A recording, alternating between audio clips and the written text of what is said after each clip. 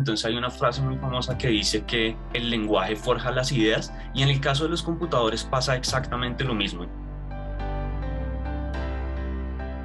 Hoy en Seneca Divulga tendremos a Nicolás Cardoso, profesor del Departamento de Ingeniería de Sistemas, quien nos contará sobre su investigación con lenguajes de programación dinámicos que interactúan al contexto que los rodea. Hola Nicolás, muchísimas gracias por participar en Seneca Divulga. Primero cuéntanos tú ahorita en qué facultad, departamento estás de la Universidad de los Andes. Hola Carlos, muchas gracias por la invitación. Yo ahorita soy profesor del Departamento de Ingeniería de Sistemas en la Facultad de Ingeniería. ¿De qué se trata esto de los lenguajes de programación? ¿Cuál es su relación con el lenguaje? Pues les cuento un poco, mi tema principal de investigación está en el diseño y la implementación de lenguajes de programación.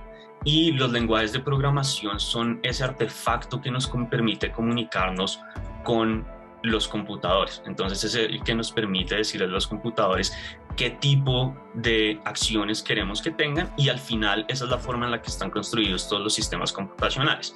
Lo interesante de los lenguajes de programación es que en el diseño viven en la intersección entre la teoría lingüística de lenguajes y la parte de ingeniería de cómo materializo ese lenguaje dentro del computador. Entonces es una interacción más de comunicación que una actividad que uno lo podría pensar como matemática, de sentarse a escribir fórmulas y después esas fórmulas se van a ver representadas en el computador.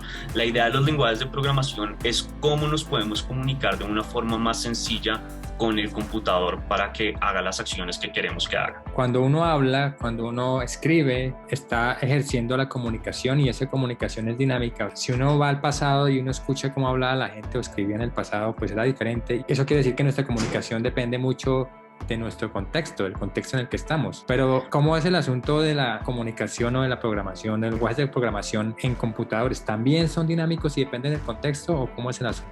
Exacto, es totalmente la misma idea. Entonces hay una frase muy famosa que dice que el lenguaje forja las ideas y en el caso de los computadores pasa exactamente lo mismo. Entonces los lenguajes de programación no son estáticos, son muy dinámicos, de la misma forma que si vamos al pasado en la historia de los lenguajes de programación, pues que no es tan vieja, digamos que estamos hablando de 1950, donde empezó esta historia moderna de los lenguajes de programación.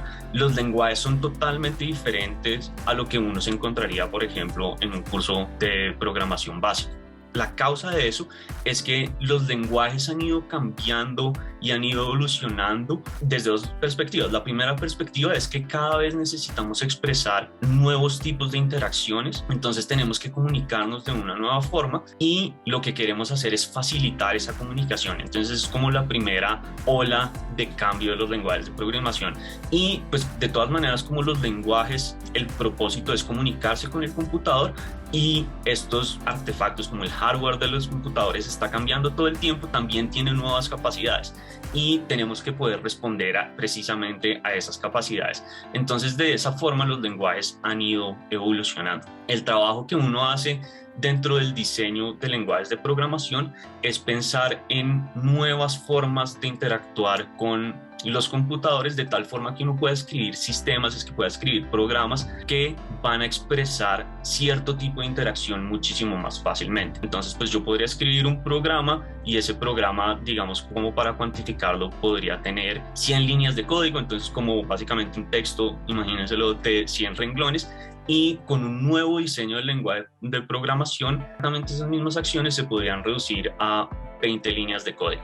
Entonces ese es el objetivo de este diseño de los lenguajes de programación. ¿Y cómo se hace para que ese código se comunique con el exterior y se vaya como respondiendo a cambios externos? Esto es parte de mi línea de investigación, es una línea que es relativamente nueva, más o menos es un tema de investigación que comenzó hace aproximadamente 15 años, que fue cuando yo empecé mi investigación pues en esta área que se llama la programación orientada al contexto. Entonces, con esas nuevas capacidades que tiene el hardware, de poder recibir información de su ambiente. Entonces, por ejemplo, imagínense como un sensor, por ejemplo, los celulares que tienen diferentes sensores de localización, de ubicación. Eso es información que está recibiendo el sistema sobre el ambiente. Entonces, de la misma forma, yo podría tener sensores de temperatura, de luminosidad, todo ese tipo de cosas. Y yo puedo aprovechar esa información para utilizarla dentro de mis programas. Ahora, el problema es que como esa información no es una información que me está llegando de una forma constante, yo no sé en qué momento la debería utilizar o en qué momento va a cambiar esa información para que yo la pueda aprovechar dentro de mi programa.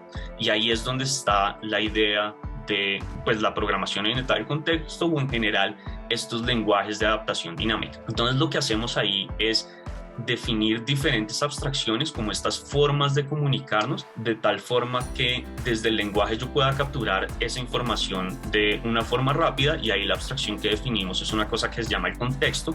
Entonces yo puedo expresar, por ejemplo, que es de día o que son las 3 de la tarde, que estoy en este lugar o no. Entonces, por ejemplo, estoy en un edificio, dentro de una habitación particular dentro de un edificio, que me encuentro ubicado en Bogotá o en Colombia o en otro país, y esa información, al tenerla expresada de esa forma, que nosotros la llamamos que es semánticamente significativa para el programa, entonces yo la puedo utilizar para que el comportamiento de mi programa se adapte precisamente a esa situación. Entonces, por ejemplo, uno podría tener ejemplos muy sencillos, que es, no sé, si me doy cuenta que estoy en Colombia, entonces yo quiero que el texto que se le está presentando al usuario tenga esos modismos como colombianos.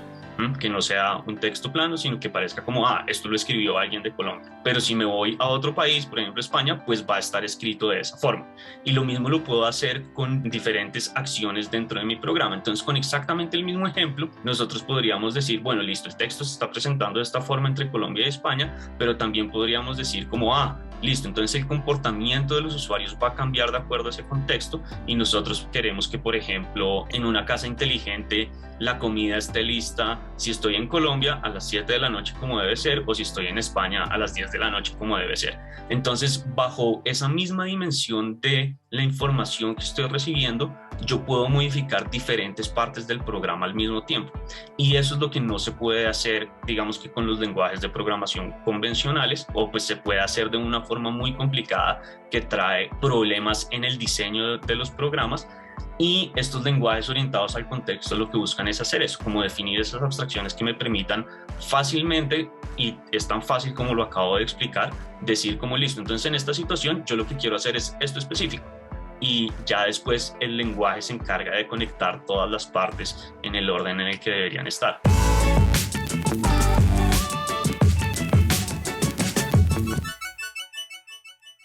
¿De dónde eres? De Bogotá. ¿Con qué personaje vivo o muerto te gustaría tomarte un cafecito? Me gustaría hablar con Noam Chomsky. Yo creo que sería una buena conversación. Si pudieras subirte a una máquina del tiempo, ¿a cuándo preferirías ir? ¿Al futuro o al pasado, y a cuándo?